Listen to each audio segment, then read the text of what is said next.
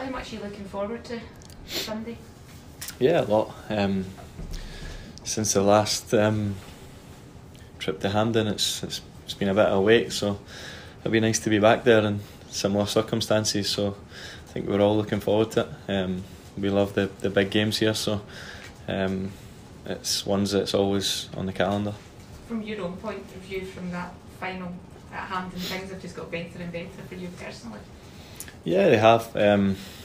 Obviously, since coming in from the winter break and playing all the games, it's been more than I would have hoped for in my first season. So yeah, it's been great.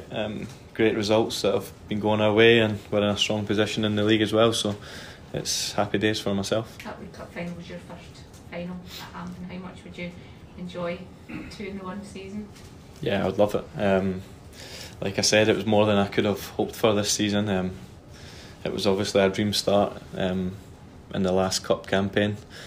So we need to go in there with the same mentality and mindset and make sure that we get ourselves to another final. A goalkeeper's always a difficult one because there is only that one position. So now that it's yours, what would it mean if Celtic are to do the treble this season? You're actually the goalkeeper that's had such a massive part in that. I think it's different from last year. Obviously, like you said, I've had more involvement. So I think any time that I can play my part to help the team, it's always great, and I'll take more enjoyment this season because I feel like I've played a bigger part in it. So hopefully, like you say, we can put ourselves into another final after a big game on Sunday.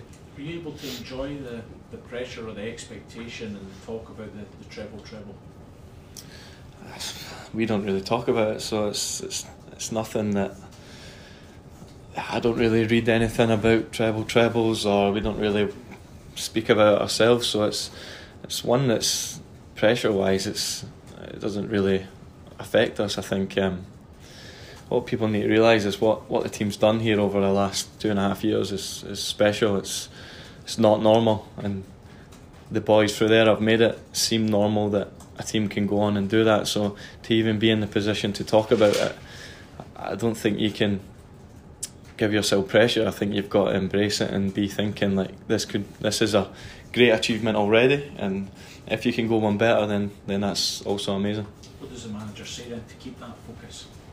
I don't think he needs to say much. I think the boys have obviously shown, like I say, the last 2.5 years that their focus is unmatched and with anyone in the league.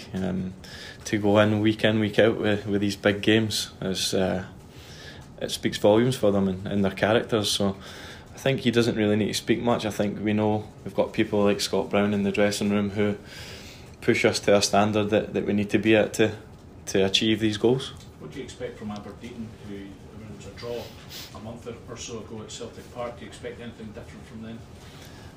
It'll be a difficult game. We know they're physical, they're strong, they like to get the ball forward quickly, and we've played them enough that we know what they're about, and they obviously know what we're about. So I think it's a case of getting our game plan sorted and going into the game full of confidence that we can get through the tie. Will your final have made it, Scott, if your picture's up now wall there? I don't know. Yeah. Hopefully I'm better looking than some of them, and there's a few bad ones, isn't there?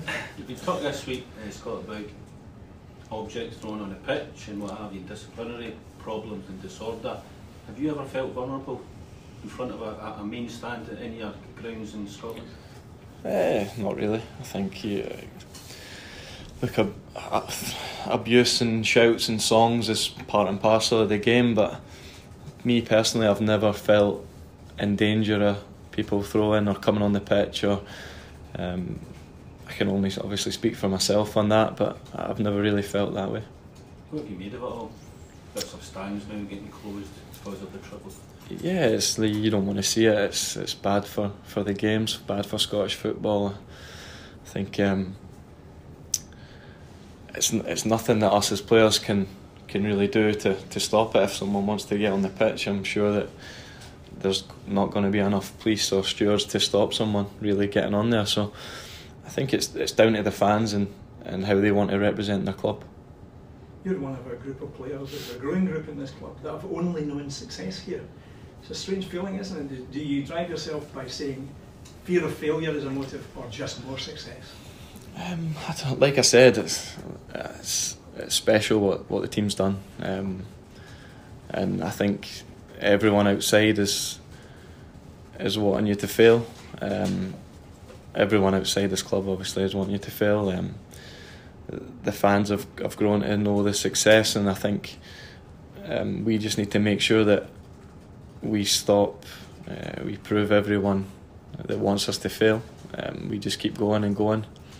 I think it's like you say as well, that you don't want to be the one to fail. It keeps you motivated, keeps you going.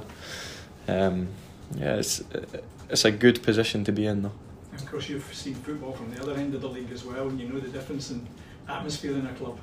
Yeah, I know where I'd prefer to be. Scott, you mentioned there that outside the club you think everyone wants you to fail. Is that a jealousy thing? What makes you think that? I just think, look, we've had so much success. We've won everything in the last 2.5 years that obviously other teams are wanting a taste of that. So we need to make sure that we are on the top of our game, that we don't let it slip and don't let that happen. And given that there's been that transitional period with the change in manager, do you think if you were to do the clean sweep this season, it would supersede last season's achievement? I'm not sure. I think any time that a team does what the team's done before is special. It goes down in the history books. I think for us, we can't really get too ahead of ourselves. We know how tough this game's going to be on Sunday, so I think if we can get through that, then we can start dreaming again. Scott, you broke into the team under the previous manager who placed a strong emphasis on playing the ball out from the back, and that's something that you personally excel at. Has there been any change in the way that new managers ask you to distribute the ball, or is it just a case of carrying on as usual on your part? I think we try to carry on as usual. I think there's certain games where we want to be a little bit more safe in terms of when to play out. We played obviously Hearts at Tynecastle and Hibs at Easter Road, and we felt like we didn't want to invite any added pressure for the first 15-20 minutes of the game. But I think you can see that the way that we've played has been very successful for us. It's created us a number of opportunities in games and allowed us to control games. So we just look to keep going and keep adding to what was before. In terms of from fans from the outside, you don't really appreciate the sort of work that might go in as you as players to creating, stuff like shape and how you work to play the ball from the back properly. How do you sort of coach being able to play like that, or is it as simple as you just being a little bit braver on the ball? I think it's repetition. People knowing where they are on the pitch, where they should be, when certain players have the ball in a certain position. I don't think if you work on it that much, I don't see it as a risk. If I pass the ball to my own teammate, he gets the ball 100% of the time, whereas if I kick it up halfway line, it's a 50-50 straight away. So I think organisation wise was just repetition, making sure we knew where to be at certain times and where the free man was. Scott, just a couple of weeks now gone by, but you're involved very much in the thick of the melee at Celtic Park. What did you make of it all? Sorry. Somebody got a bad cough? Yeah. Like it happens, I think sometimes emotions can boil over in a game. I think there's been a lot made of Scott Brown and being cited for a ban for celebrating on the pitch, and I think you've got to look at the bigger picture here, that players go through abuse through the entire game from opposition fans, from Twitter, from social media. So I think you got to give and take a little bit. I think if he wants to celebrate a big win after obviously a difficult defeat at Ibrox in the last game, I think that you got to give him just to do that. I think you see what the boys and players in every team go through from fans and from abuse, that putting your hands up in the air and shouting yes is a bit pathetic to get any sort of ban from. So do you think it's become a culture of almost acceptance of one-way traffic, i.e. players can get battered with abuse, but as soon as you say something back? Yeah, well, I think it's always been that case. I think we obviously strive to never bite back or speak back, but I think that there's times when you're allowed to celebrate a great win. But yeah, so it's always a case of abuse from the stands or shouts from the stands that if you say something back, then it's the spotlight's on you. So I think we've really prided ourselves on not getting involved in that. But like I said, I think if you want to put your hands in the air and celebrate a win then on the pitch, then you should be allowed to. So presumably any potential retrospective action against your skipper would be, in your opinion, what? I think it's a bit unfair that you're going to have to go through every single game of football now and watch every celebration and see that if it's too close to opposition fans, that person needs to be cited and potentially banned. Scott, just one last question. Given that the game has been viewed as your biggest remaining obstacle to completing the treble, are you feeling that extra burden of pressure going into the game? Not really, because I think every game has been that pressure of treble, whether it was the first round, the quarter final, the semi final. So I think the boys know what they need to do to get to finals, to win cups. So I think it's much of a case of just continue what they've known. Yeah, and lastly as well, the manager said after the last game he was disappointed to come away with the result that he did. So are you concerned about the number of missed chances over the last kind of couple of games?